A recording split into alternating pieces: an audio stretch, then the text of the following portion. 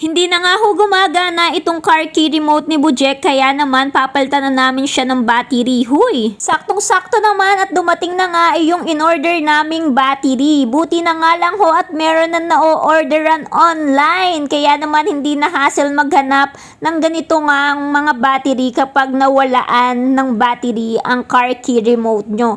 Huy! Make sure lang guys na kapag o-order nga kayo nitong car key remote battery is dapat same lang nung model nung battery ng car key nyo. Kaya naman, chinek muna namin kung ano nga yung battery model nito bago kami umorder, and ang battery nga nito is RC1616 para naman magkatulad na magkatulad siya. Okay?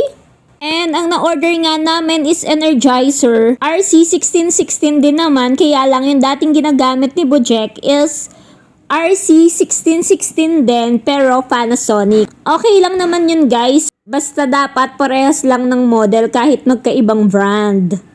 And napakadali nga lang din ho niyang ikabit, in-insert nga lang ho ni Bujek yung battery. And kita nyo nga naman, gumagana na nga ho uli ang kanyang car key remote. Huy! Ganun lang hong kadali, okay na ho yun. And then itinornilyo na nga ho uli niya ang kanyang car key battery para magamit na. Huy! Kung naubusan na nga rin ho ng battery ang car key remote nyo, ilagay ko na nga lang ho ang link sa yellow basket, pati na rin nga ho sa comment section.